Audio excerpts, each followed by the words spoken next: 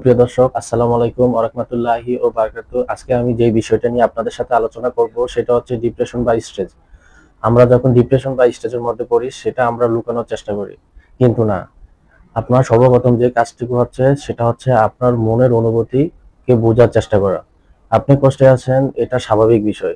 সেজন্য আপনাকে নিজেকে সময় দিতে হবে এবং নিজের মনের কথাগুলো বোঝার চেষ্টা করতে হবে। যদি আপনি এই কাজগুলো না করেন তাহলে ডিপ্রেশন থেকে আপনি আরো বড় ধরনের ক্ষতি হতে পারে। আমরা অনেক সময় ডিপ্রেশনের থেকে আমরা মেন্টালি অনেক প্রেসার পড়ে, যার কারণে আমাদের মেন্টাল ব্রেন সাপোর্ট করে না, আমরা ব্রেন লুজ হয়ে যায়।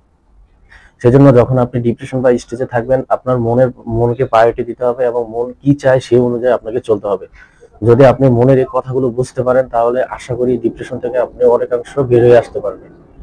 আরেকটা বিষয় হচ্ছে, যখন আপনি ডিপ্রেশন বা স্ট্রেস হবে তখন আপনাকে খোলামেলা চলাফেরা করতে হবে। আপনি বদ্ধ ঘরে একা আবদ্ধ হয়ে থাকবেন না। আপনাকে মানুষের সাথে চলাফেরা করতে হবে, মানুষের সাথে কথা বলতে হবে। যদি আপনি মানুষের সাথে বেশি বেশি চলাফেরা করেন বা কথাবার্তা বলেন তাহলে আপনি ডিপ্রেশন থেকে অনেকটা বেরিয়ে আসতে পারবেন। কারণ আপনি যখন মনের কথাগুলো আরেকজনের সাথে কথা প্রকাশ করবেন তখন আপনার মনটা অনেকটা হালকা হবে। এই ছোটখাটো হালকা কাজগুলো আপনার অনেকটা প্রশান্তি দেবে। এতে করে আপনার ডিপ্রেশনের পরিমাণটা অনেকটা কমে যাবে।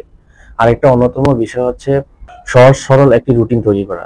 আপনি যখন ডিপ্রেশনে পড়বেন তখন হচ্ছে আপনাকে একটি সহজ সরল নিয়মাফিকের মধ্যে চলাফেরা করতে হবে।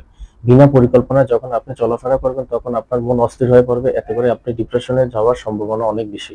দৈনন্দিন জীবনে নিজের রুটিনটাকে এমনভাবে সাজাবেন যে আপনি কখন ঘুম থেকে উঠবেন, কখন হাঁটবেন, কখন কাজ করবেন, কখন খাবেন, এই বিষয়গুলোকে আপনাকে সহজ সরল ভাবে তৈরি করতে হবে। যখন আপনি সহজ সরল একটি রুটিন তৈরি করবেন এবং ওই অনুপাতে চলবেন তখন দেখা যাবে আপনার মন কিছুটা স্থির হয়ে গেছে এবং আপনার মনের ভেতর থেকে অধিকাংশই অস্থিরতা দূর হয়ে যাবে। এতে করে ডিপ্রেশন বা স্ট্রেসের জিনিসটা পরিমাণও কমে আসবে। আচ্ছা, বা এই সমস্যার মধ্যে যারা আছেন আমি তাদেরকে সাজেস্ট করব অবশ্যই আপনারা ব্যায়াম করবেন। যখন আপনি ডিপ্রেশন বা স্ট্রেসে থাকবেন তখন আপনি যখন ব্যায়াম করবেন, অ্যান্টিডোমিন নামে এক ধরনের ভালো লাগার অনুভূতি শরীর থেকে নিঃসরণ হয়। এতে করে আপনার শরীর অনেকটা হালকা এবং স্থির হয়ে যাবে এবং ডিপ্রেশনের পরিমাণটাও কমে যাবে। কারণ আপনি যদি এই কাজগুলো প্রতিনিয়ত করেন আশা করি আপনার ডিপ্রেশনের পরিমাণটা কমে যাবে।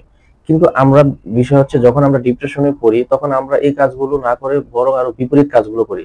বিপরীত কাজ বলতে আমরা কোনো ব্যায়াম করি না, কারোর সাথে কথাবার্তা বলি না, আমরা নিজেরা একা একা বসে চিন্তা করি, আমরা অন্ধকারে থাকতে ভালোবাসি, আমরা নিজেকে গুটিয়ে রাখি অন্যজনের কাছ থেকে, মনের কথাগুলো কারো কাছে ঠিক মতো শেয়ার করি না। এই বিষয়গুলোর কারণে কিন্তু আরো দিন দিন ডিপ্রেশনের পরিমাণটা মানুষের মধ্যে বেড়ে যায়। আপনাকে অবশ্যই এই কাজগুলো যদি আপনি মেনে চলেন বা নিয়মমাফিক এই কাজগুলো করতে পারেন আশা করি আপনি ডিপ্রেশন থেকে অনেকটা বের হয়ে আসতে পারবেন। আমার মূল কথা হচ্ছে, আমাদের যে বর্তমান যে সোসাইটি রয়েছে সবাই কম বেশি ডিপ্রেশনে পড়ে থাকে। এটা যে কোনো ক্ষেত্রে ডিপ্রেশন হতে পারে, কাজ করার ক্ষেত্রে ডিপ্রেশন হতে পারে, পারিবারিক সমস্যা নিয়ে ডিপ্রেশন হতে পারে, বা নিজে কোনো অসুস্থ আছেন সেটাও নিয়ে ডিপ্রেশন হতে পারে। এই সকল কোনো কিছু ডিপ্রেশনে যাওয়া যাবে না। যখন এই ধরনের সমস্যায় পড়বেন অবশ্যই কারোর সাথে সলা পরামর্শ করবেন, কথাবার্তা বলবেন।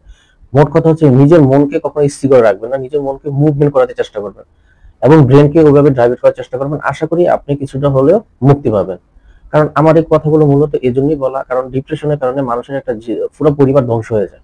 তো এই কাজগুলো থেকে বেরিয়ে আসতে হবে এবং আপনাদেরও খুব মনে রাখতে হবে, যারা ডিপ্রেশনে পড়বে তাদেরকে অবশ্যই পাশে থাকতে হবে, তাদের সাথে কথা বলার চেষ্টা করতে হবে, তাদেরকে সর্বদা সহযোগিতা করতে হবে।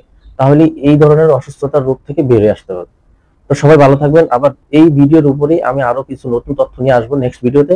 তো সবাই ভালো থাকবেন। আসসালামু আলাইকুম ওয়া রাহমাতুল্লাহি ওয়া বারাকাতুহু।